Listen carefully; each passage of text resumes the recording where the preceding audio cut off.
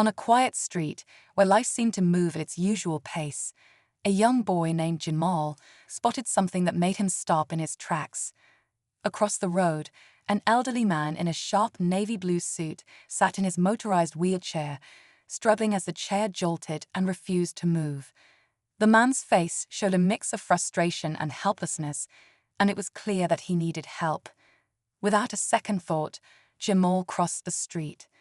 Jamal, only 13 but already known for his curious mind and love of fixing things, knelt beside the man and began examining the wheelchair. His hands worked quickly as he unscrewed a small panel, his brow furrowed in concentration. The elderly man, Mr. Harris, watched in quiet amazement. "Do you think you can fix it?" he asked, his voice tinged with doubt. Jamal smiled confidently. "I'll try my best, sir," he replied, focusing on the wiring. As Jamal worked, passers-by glanced curiously at the scene, a boy and a man, strangers brought together by circumstance. Little did Jamal know, this small act of kindness was about to change everything. When the wheelchair finally rolled back to life, Mr. Harris' gratitude was unmistakable. But instead of simply thanking the boy and moving on, he did something completely unexpected. What happened next not only left Jamal in shock, but also sent ripples through his family, altering their lives in ways they could have never imagined. Stay tuned, because this story is about to take a turn that will leave you speechless. Jamal stood up, brushing off his hands as Mr. Harris tested the newly repaired wheelchair. The old man's face lit up with a wide smile as the chair hummed smoothly along the pavement. "You're quite the little genius," he said, his voice warm. Jamal shrugged modestly.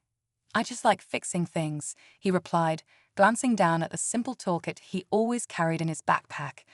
It was a small gesture for Jamal, but the way Mr. Harris looked at him suggested it was something much bigger. After thanking Jamal, Mr. Harris asked, "What's your name, young man?"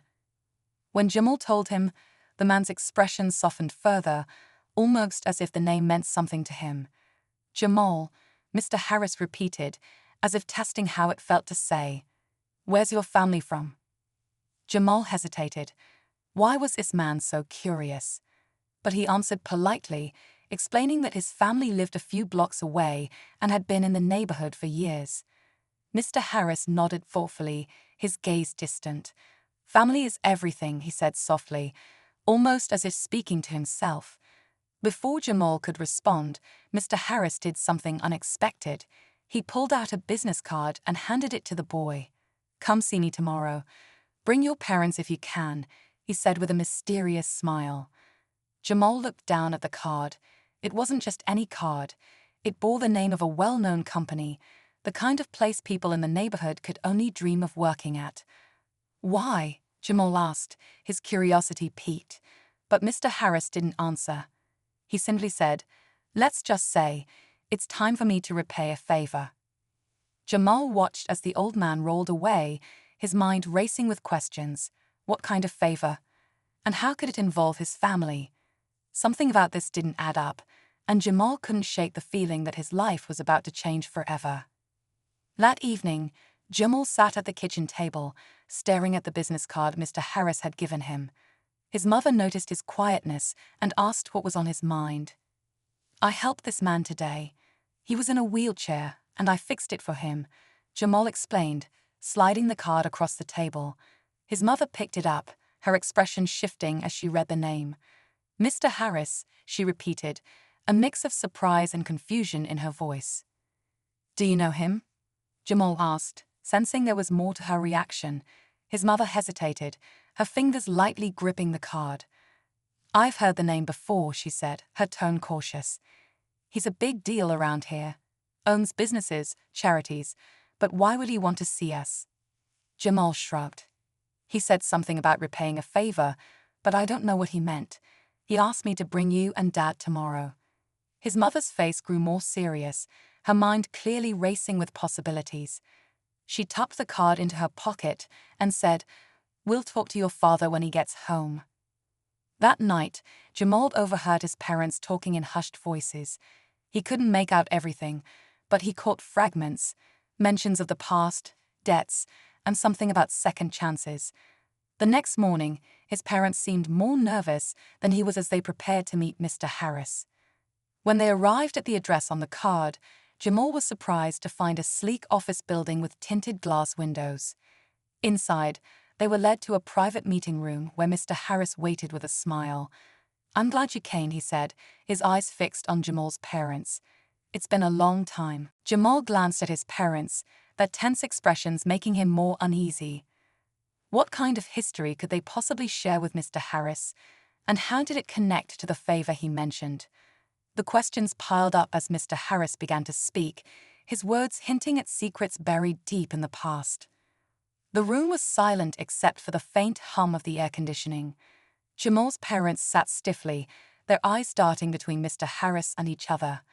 Jamal, sensing the tension, couldn't help but feel like he was missing something important. Mr. Harris leaned back in his chair, his smile fading as he began to speak. "Years ago," he said slowly, "your family helped me in a way I could never forget. And now, it's my turn to return that kindness." Jamal's mother shifted uncomfortably. "Mr. Harris, we're not sure what you mean," she said cautiously. But Mr. Harris wasn't deterred. "Do you remember the shelter on 5th Street? The one that helped families during the hardest of times?" he asked, his eyes locked on her. Jamal's father nodded, his expression unreadable. "We do," he said quietly. "It's where we stayed when Jamal was just a baby. You ran it, didn't you?" Mr. Harris smiled faintly. "I did, and I remember your family well. You were always helping others, even when you didn't have much yourselves." He turned to Jamal, his expression softening. "Your parents' generosity saved lives, including mine. Without them, I wouldn't be where I am today." Jamal blinked in surprise. He had never heard any of this before. His parents had always been hardworking, but he hadn't known about their struggles or the impact they'd made. He looked at his father, who seemed lost in thought, and his mother, who was gripping the edge of her chair. Before anyone could respond, Mr. Harris continued, "But this isn't just about gratitude. There's more to the story. Something I've been waiting years to tell you."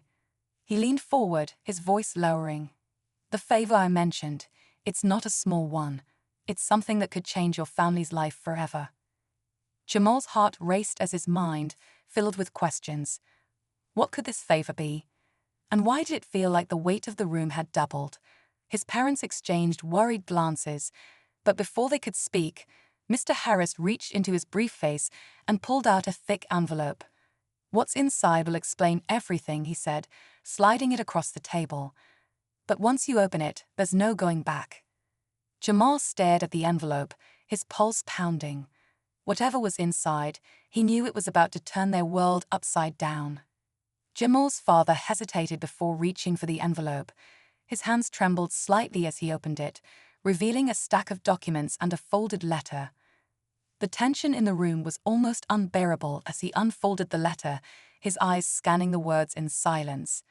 Jamal watched his father's face, searching for clues, but it was unreadable. Then his father suddenly froze, his expression shifting from confusion to shock. "What is it?" Jamal asked, unable to hold back any longer. His father handed the letter to his wife, who gasped as she read it. This can't be right," she whispered, her voice barely audible. Jamal's curiosity boiled over, and he leaned forward, trying to catch a glimpse of the paper. But before he could, his father spoke, his voice heavy. "It's about your grandfather," he said, looking directly at Jamal. "Something we never told you." Jamal's stomach tightened. His grandfather had passed away years before he was born, and the little he knew about him came from brief, vague stories. But now it seemed there was more, much more. "Your grandfather," his father continued, "wasn't just an ordinary man. He worked for Mr. Harris before any of us even knew his name. They were close, like family." Mr. Harris nodded sullenly. "Your grandfather was one of the most loyal, selfless men I've ever known," he said. "But there's something I never told you about his final days. Something I've carried with me all these years." Jamal's mother's voice trembled as she interrupted. "Why now? Why are you telling us this after all this time?" Mr. Harris sighed deeply, his face clouded with emotion. "Because it's time to right a wrong," he said, "and because it involves Jamal." Jamal's heart skipped a beat. "Me?" he asked, his voice cracking slightly. "What do I have to do with this?" Mr. Harris leaned forward, his eyes fixed on Jamal. "Your grandfather made a sacrifice that saved my life," he said, "but it came at a cost your family has unknowingly paid for years. And now, Jamal, you have the chance to reclaim what was lost." The words hung in the air like a thunderclap. Jamal felt a swirl of emotions, confusion, fear, and an odd sense of responsibility.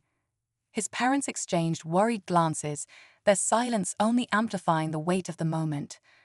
Whatever this was, it wasn't just a family secret. It was something much bigger, and it was about to change everything. Jamal felt the weight of Mr. Harris' words pressing down on him.